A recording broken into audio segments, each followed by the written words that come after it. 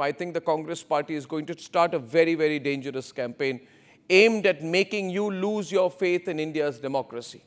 And for all of you watching this tonight, I would say to you, be very, very careful of what the Congress party is going to try and do. They've realized they have lost the elections, they're unlikely to win any elections, they're unlikely to come into power, and hence they are going to start a campaign to try and make you believe that Indian democracy is dead. And it comes from the same person, Rahul Gandhi, who says India is not a nation. It comes from the same person, Rahul Gandhi, who signed a secret agreement with the Chinese. It comes from the same person, Rahul Gandhi, ladies and gentlemen, the same person who has said that the Indian economy is dead. So a person who's run, and the same person who goes to America and says, please come and interfere in our democracy. So you need to be extremely careful, but I want to expose their intent tonight. They want to start a campaign saying, especially Rahul Gandhi wants to start a campaign saying, vote Chori. He feels he's got a popular name, vote Chori. He thinks it will resonate with people. He thinks it will increase anti-incumbency. It will build disaffection. And on that basis, since he's unable to win elections or come to power in this country, he will hit the streets. And by hitting the streets, he will carry out street anarchy as opposed to the discipline and possibilities of electoral democracy. By doing so, he will be insulting the institutions of this country. The Supreme Court, which he always questions, the Election Commission, which he abuses, and the Parliament of India, which he disrespects. Ladies and gentlemen, I would like to expose tonight what the truth really is. The truth is, this is not about vote Chori. What Rahul Gandhi has done is truth Chori, not vote Chori. He has stolen the truth and replaced it with his falsehood. Hence, truth Chori must stop. Here are three fundamental reasons which expose Rahul Gandhi's lies. I had already put out some yesterday, but I would like to put out 3 points tonight which will convince you about the kind and degree and obviousness of Rahul Gandhi's lies. First, he's trying to manufacture suspicion over new voters. Rahul Gandhi has no problem, and the people supporting him have no problem if Bangladeshis and Rohingyas enter the country and they are inculcated and grown as Muslim vote banks by the Congress party and its allies. They have no problems with infiltration. But they say, why are there new voters? Why are there so many new voters who are being added? And that is evidence of rigging. And they talk about different states. Let me start with the case of Maharashtra to tear apart Rahul Gandhi's lie. In Maharashtra, voter growth between the general and assembly elections in 2024 was 4.4%, which means the last Maharashtra assembly election and then the national election of 2024, the voter growth was 4.4%, ladies and gentlemen, which is much lower than the 4.7% growth which happened in a similarly comparable period when the Congress was in power in 2024.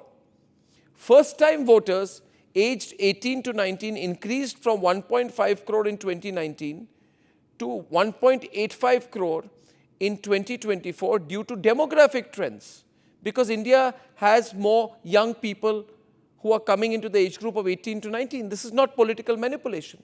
So I have proved to you today that actually the voter growth was more in the Congress time than in the BJP time. But Rahul Gandhi wants you to believe that there are new voters being added in Maharashtra now, and hence this proves that there is rigging. It's insane. The claim is completely different from the truth. Rahul Gandhi says that CCTV access is restricted because the government has something to hide. Hence, CCTV access is not allowed because this is a very bad government and the Modi government has told the Election Commission and the Election Commission is biased and they've stopped CCTV access. This is such a falsehood. The Representation of People's Act, which determines how elections happen, passed when Congress party was in power.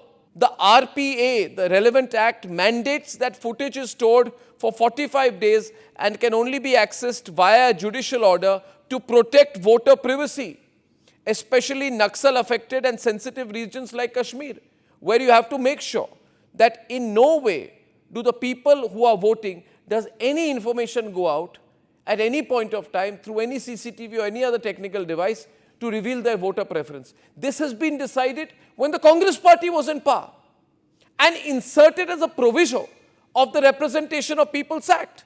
Rahul Gandhi is now saying Narendra Modi has got this done. Election Commission is biased. What a lie. What an absolute lie. Rahul Gandhi now believing he might lose Bihar because he's neither working as hard as people like Prashant Kishore or is he as dynamic as he should have been. He's saying that there should be no cleaning up of the voter list. Let it be. Let there be people who are dead. Let there be people who are migrated. Let there be duplicate voters, non-submissions.